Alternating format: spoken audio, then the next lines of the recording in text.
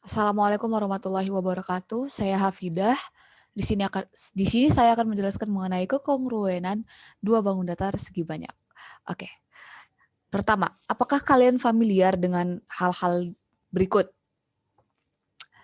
Pertama adalah dua lembar uang 100.000. Yang kedua adalah dua buah koin rupiah. Mari kita amati dari dua gambar berikut. Yang pertama, dua lembar uang 100.000 rupiah. Bisa kita perhatikan kalau mereka memiliki ukuran yang sama persis. Mereka juga memiliki sudut yang sama seperti koin rupiah ini. Mereka memiliki besar, memiliki diameter yang sama, jari-jari yang sama, sudut yang sama besar. Lalu kita masuk ke bagian ini. Mari kita mengamati. Perhatikan sajian informasi berikut. Gambar pertama adalah gambar dari segitiga DEF dan segi 4 EFGH. Di sini dinyatakan bahwa gambar satu ini tidak kongruen. Kenapa? Karena pada segitiga hanya memiliki 3 buah sudut. Sedangkan pada segi 4 memiliki 4 buah sudut. Lanjut ke bagian gambar kedua. Ada segi 4 ABCD dan segi 4 EFGH. Di sini dikatakan bahwa kedua segi 4 ini tidak kongruen. Kenapa? Padahal mereka memiliki 4 sudut yang sama.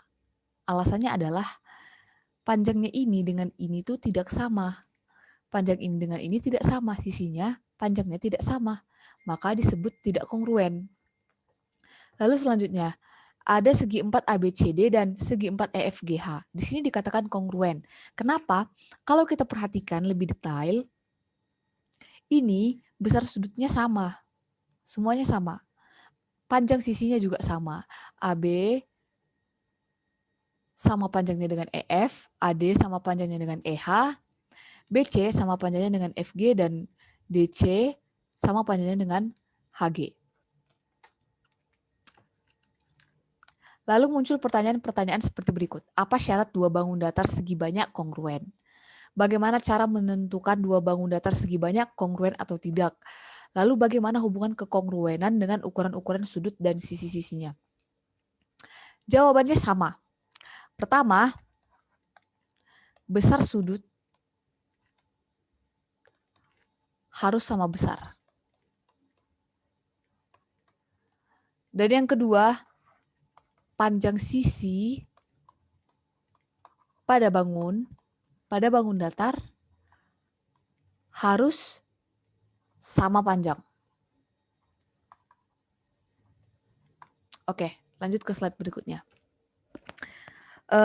Lalu ada pertanyaan seperti ini. Apakah terdapat korespondensi antara dua bangun datar tersebut?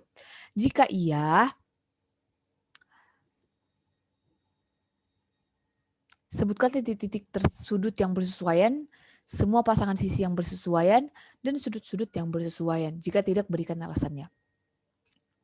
Jadi korespondensi satu-satu itu kayak misalnya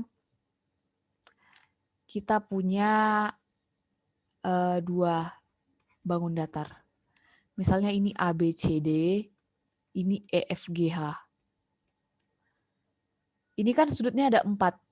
Ini kira-kira kalau kita tempelkan bangun datar ini ke bangun datar ini, akan ada dua sudut yang bertemu, berkorespondensi satu-satu. Misalnya A ke G, atau B ke H, D ke E, dan C ke F. Bahkan bisa kita ubah posisinya. Jadi A ke H, B ke F, C ke R, dan D ke G. Nah, sekian penjelasan singkat mengenai korespondensi satu-satu. Gambar pertama. Kalau kita lihat, kan ini sudut-sudutnya aja udah beda jumlahnya. Ini kan sudutnya ada 3, sedangkan di sini ada 4. Ya, sudah pasti tidak ada korespondensi satu-satu antara titik sudutnya. Karena sudutnya itu kurang. Ini 3, ini 4. Lalu gambar kedua, terdapat korespondensi satu-satu. Betul, karena sudutnya ada 4. Bisa kita pasang-pasangkan.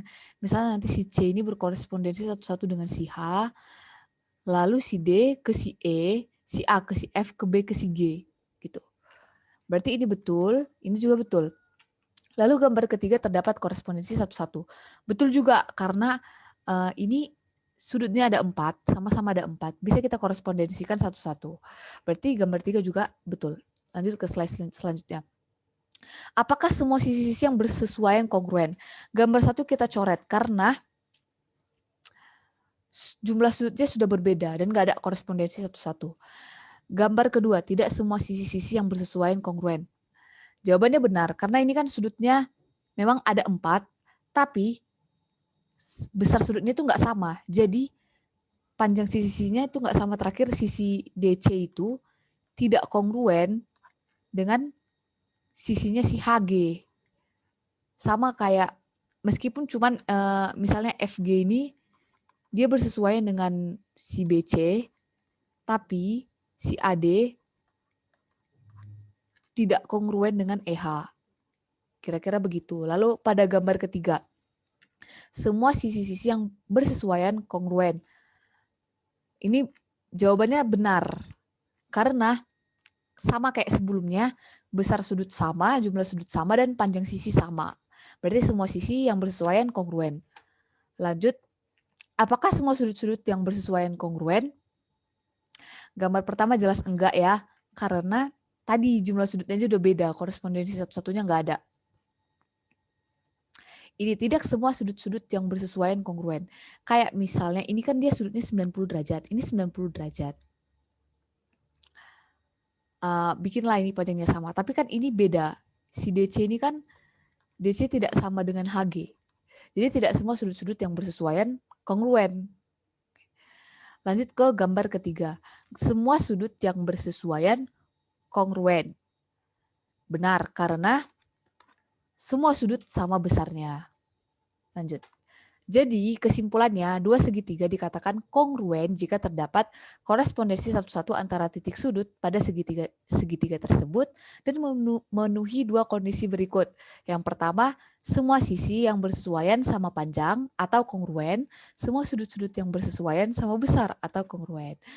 Hal ini berlaku sama segi banyak. Berapa banyak pun banyak sisinya sampai membentuk lingkaran. Oke, sekian penjelasan kegiatan 412 dari Hafidah. Semoga bermanfaat.